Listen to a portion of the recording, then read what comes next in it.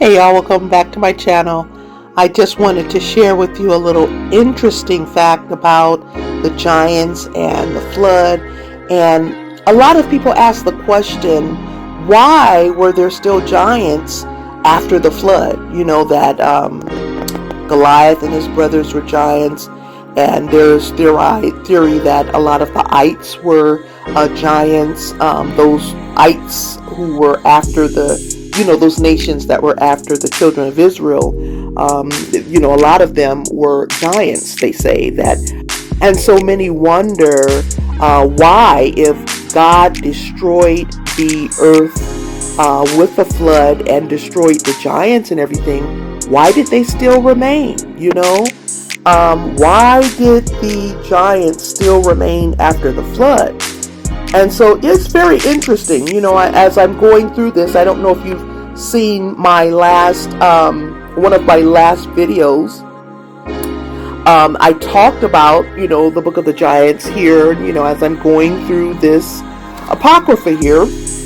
I'm just sharing with you some of the things that I'm coming into contact with. I've never read the Book of the Giants until now. And just had a lot of very interesting, because I knew of the story, but this just goes more into detail about the story, and didn't really know where folk really got that information, because Genesis tells a little bit but doesn't go into this much detail.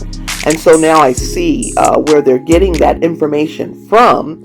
And so we know that the rebellious watchers, were the angels that God sent to the earth, and they were supposed to watch over us.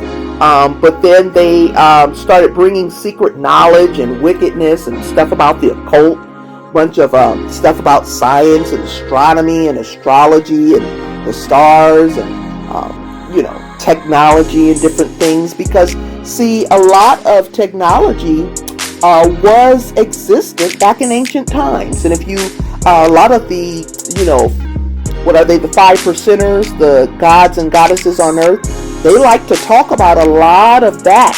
Also Kemet, they talk about a lot of things that ancient Egypt, a lot of things that they did, a lot of knowledge that they had, that many thought that because they were in ancient times, that of course they couldn't have had that knowledge.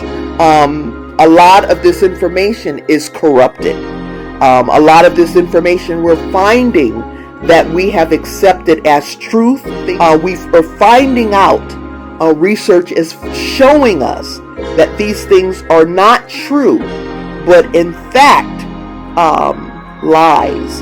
And so a lot of this is coming up. It's coming out.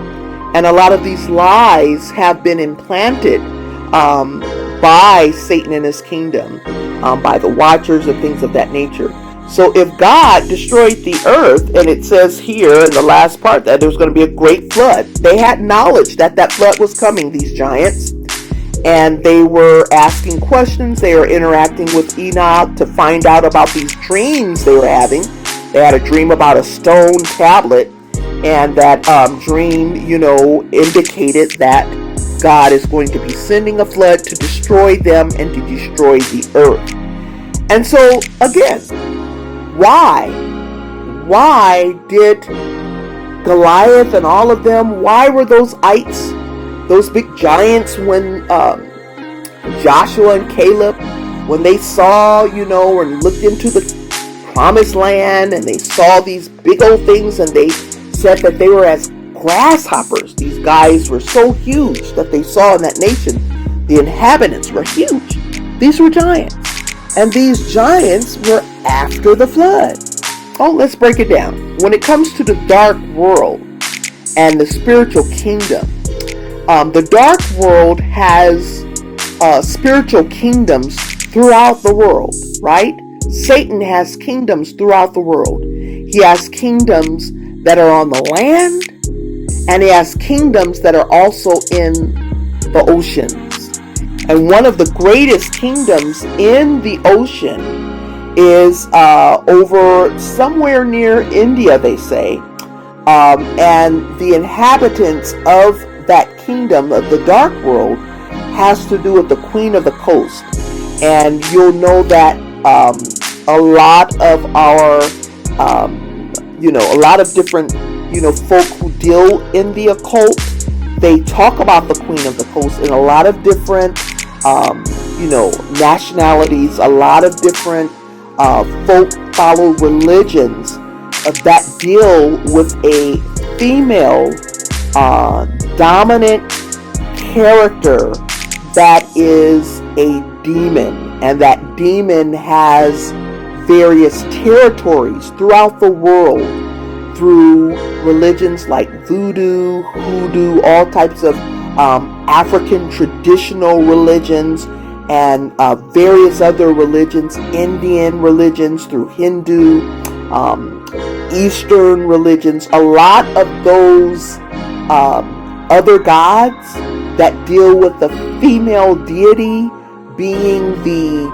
main, god that also sends ambassadors, little demons and things to work on their behalf.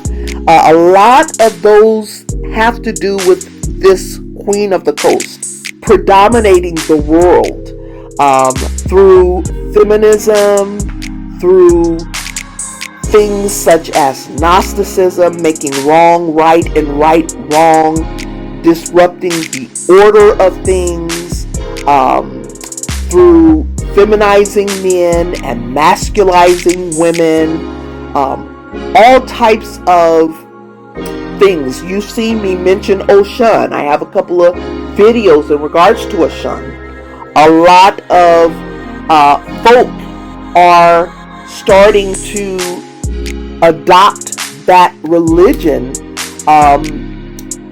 dealing with Ocean, and they find that it is beneficial in serving or making offerings and oblations to Ocean.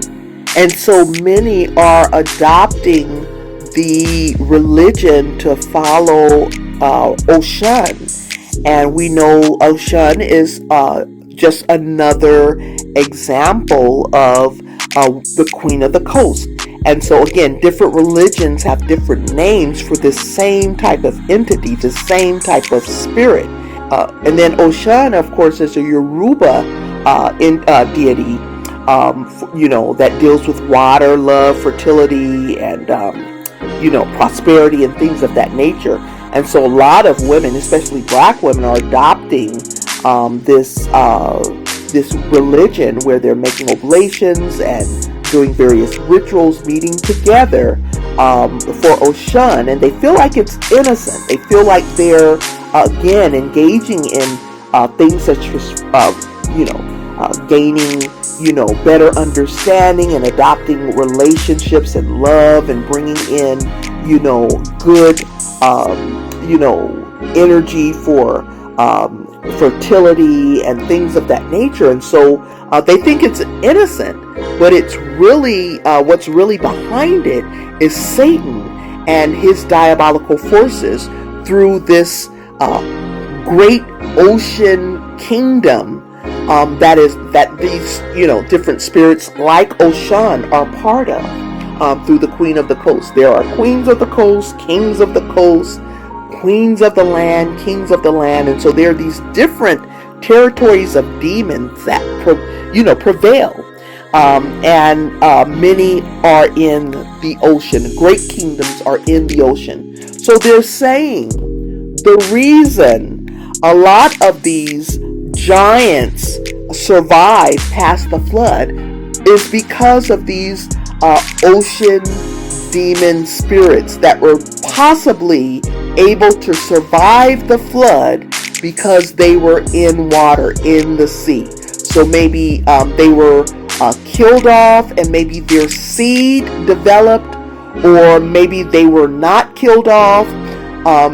In my understanding of the flood, I thought that God destroyed all things, because when it says all except for Noah and his children. But this may give us some insight. Maybe some of the giants and some of these deities, like I was mentioning, the Queen of the Coast and things of that nature, maybe some of these deities that were in the ocean maintained after the flood. Maybe a reason why these ocean spirits are so strong and predominating the world today. So the reason, or the answer to that question, is, why did some giants survive after the flood? Possibly because of the ocean spirits that were then at that time and may have remained past the flood. Interesting, right? Well, tell me what you think. Shoot me an email and give me your thoughts. I really appreciate all of you. I appreciate your comments. I appreciate if you smash that like button. And if you haven't subscribed yet, go ahead and subscribe to the channel. I just wanted to share something a little interesting that I thought was interesting. I hope you think it's interesting too. I'm moving on to the Book of Jasher. And the Book of Jasher, just so interesting. My pastor just did a very interesting sermon in regards to Abraham. And like we're saying, this Apocrypha gives you background on information that the canon does not give you. Like, you're reading the book of Genesis and you get this background information in regards to like Abraham and all of them in the Bible. All of these folk in the Bible, and so the Bible will give you an understanding. But then if you go into the Book of Jasher, you'll get some background details. I didn't know that Abraham's father, Terah, was a part of Nimrod's. He was one of Nimrod's right-hand man, and we know Nimrod was the king of Babylon. So now, as my pastor put it, we understand why Abraham, wore his wealth and his royalty as Abraham, the father of many. He had so many under him, so many servants. And so now we understand why Abraham was such a boss, because his father came from great occupation. He served as the right hand of the king at that time, which was King Nimrod. And so it brings these characters together, whereas when you're in the Bible, the canon, you look at these characters as isolated.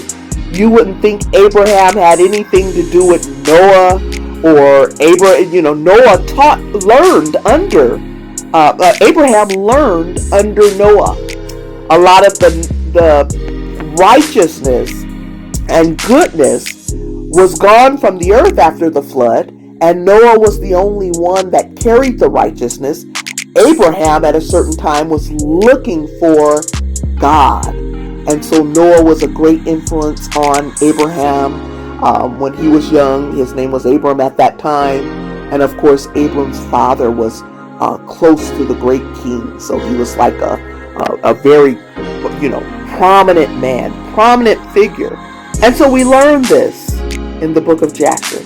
Who would have thought? So I really appreciate and enjoy taking this time and sharing with you.